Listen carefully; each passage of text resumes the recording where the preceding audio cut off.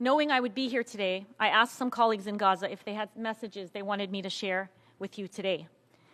I'd like to share some of them. Tell them we are tired.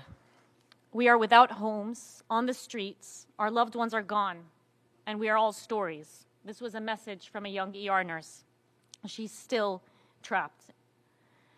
An intensive care doctor besieged in Gaza and separated from his family told me, tell them everything you came and saw with your eyes.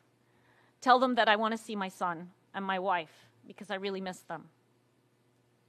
Saeed, the nurse I spoke to earlier who was detained and tortured, says to you, we are being buried. Every minute we are being buried. Every minute we disappear. Every minute we're abducted. We're experiencing things that the mind cannot even comprehend. We die and don't find anyone to bury us. I'm asking you to share my story, my whole story, with my name. I want the whole world to know that I'm a human being.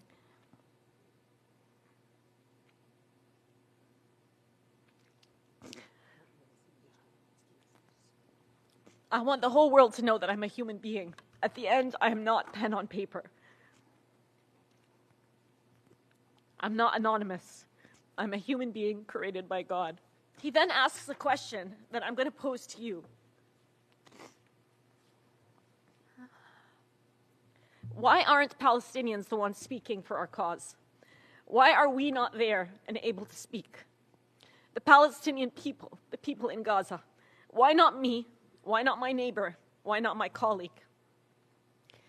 Our Palestinian colleagues are not here today because the systems we currently exist in don't recognize the value of Palestinian life.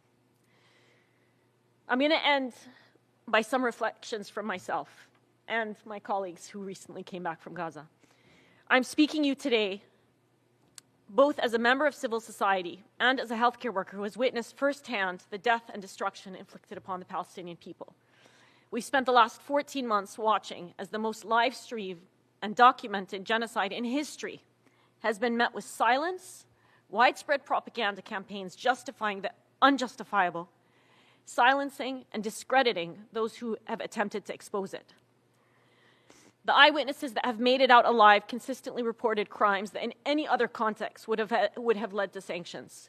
But here, after 14 months of the most grave breaches of humanitarian law, gross violations of human rights, barbaric war crimes, it is met with impotence by individuals, countries, and the very institution represented by this building. One day, someone will dig up the records of our testimonies, pleading for 14 months. They will dig up the records of Palestinians covering their own genocide when international journalists were unprecedentedly banned from entering. Palestinian children setting up press conferences to tell the world that their lives mattered. We will have to reckon with that history. The precedent that's been set in Gaza, as some of my colleagues here have mentioned earlier, it's going to spread everywhere throughout the world. It signals the demise of rule of law. We've already seen it spread to Lebanon, and as one volunteer surgeon said, when I was in Gaza, I felt like it was a prelude to the end of humanity. If solidarity with your fellow humans is not enough of a reason to act, think about how this is going to spill over. This should be frightening for everyone. Palestinians don't need our pity. They don't need our praise. They need our meaningful and truthful solidarity. And there is no time for despair. In the 24 hours that I'm going to spend in this city, at least 60 children in Gaza will be injured or killed.